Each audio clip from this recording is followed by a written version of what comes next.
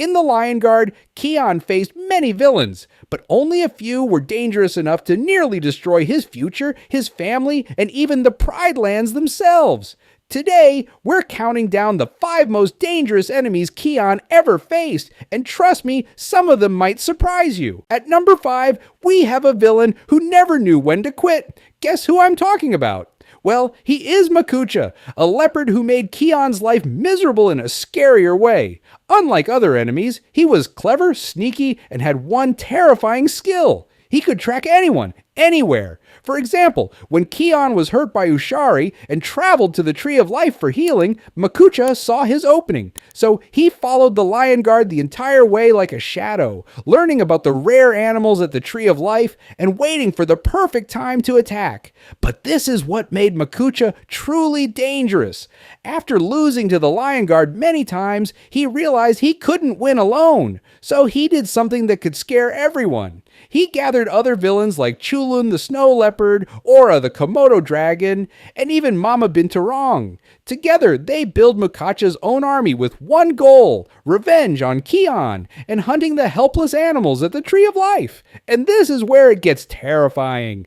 Makucha attacked right when Kion needed peace to heal. Every battle forced Kion to roar, reopening the wounds in his spirit and delaying his recovery. But the most interesting part is that Makucha never gave up. Where enemies run after 1 or 2 defeats, he came back again and again, even against both the Lion Guard and the Night Pride. It was a constant fight for survival. And if you think Makucha was dangerous, wait until you see the next one, whose hunger for power nearly destroyed everything Kion held. Unlike many villains who relied on strength, Kiburi's danger came from his cunning mind. As a member of the crocodile tribe near the Pride Lands, he initially seemed like a follower, but deep down, he wanted control over his own group of crocodiles. But Kiburi's threat to Kion began when he refused to follow the rules set by Maku, the wise crocodile leader. That created real danger for anyone nearby, including the Lion Guard and the animals of the Pride Lands. The most shocking moment came when Kiburi tried to take advantage during a Mashindano fight. While Simba, Kion, and the Lion Guard were focused on the traditional competition between Kiburi and Maku, Kiburi's followers stepped close to Simba and Nala, putting them in real danger. This is exactly how his ability to combine strategy, intelligence, and planning during battles made him more dangerous to Kion than ordinary enemies. But he did not stop there. After being defeated and exiled from the Pride Lands, Kiburi did something that no one expected in the Pride Lands. Kiburi joined Scar's army and kept coming back for revenge. That's when Kion learned that some enemies never forgive, never forget, and never stop trying to hurt you or the ones you love. That's what Kiburi's story shows. The danger does not always roar. It may be waiting in the water silently. But what if the real threat didn't show yet? What if it crawled in silence to attack? That's where the number 3 enemy comes in. At first, everyone in the Pride Lands, even the Lion Guard, overlooked him. But that was his greatest advantage. While others roared and fought in the open, Ushari watched, and slowly he learned.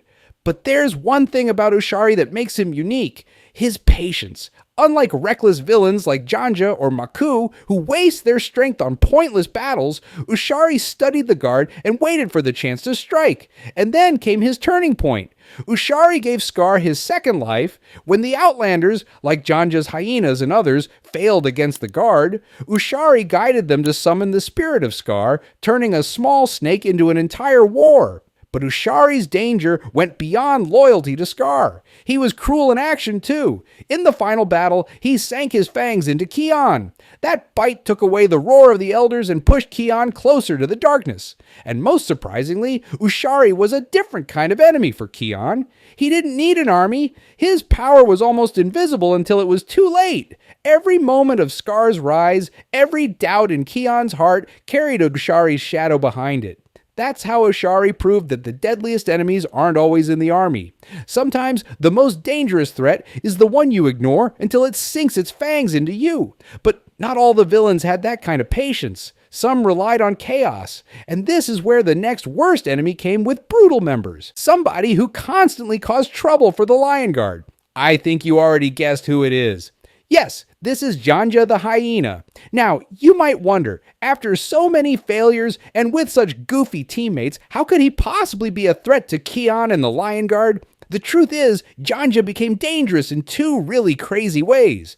First, his sneaky plans. With attacking herds, Janja went after what mattered most to Kion, his family and friends. So again and again, he tried kidnapping them and forcing Kion to lose his roar in rage. And every time, it pushed Kion closer to losing control. For example, when Janja's clan attacked his mother, Nala, Kion's roar sent them flying, but its effect nearly threw his own mother off a cliff. Can you imagine how scary that must have been for Kion?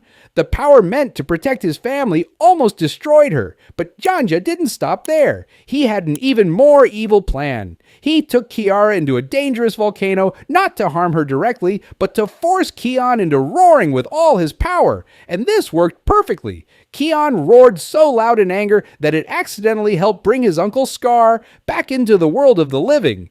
That single plan turned him from a silly hyena into one of the most dangerous enemies ever. Second, his persistence. No matter how many times he lost, Janja always came back. That endless cycle meant Kion could never relax. The threat was always there, every day, and Janja wasn't shy about it either. He even taunted Kion, saying, "We'll keep coming back again and again. Maybe next time we'll get rid of Kiara or Bunga or maybe even your mom or dad." Those words alone show why Janja was more than just a laughing hyena. He was an enemy who attacked Kion's heart, his family, and his control over the roar. But if Janja pushed Kion's emotions to the breaking point, the next villain would take things straight to betrayal, blood, and a plan to kill a king. Most enemies Kion faced could be fought in the open, such as a leopard, a cobra, or even an army of crocodiles. But Scar was different. Even after his death, his obsession with destruction only grew darker, which made him the most terrifying of all. He started a massive fire that spread across Pride Rock, burning everything in its path. He united every outlander like hyenas, crocodiles, and jackals under his command.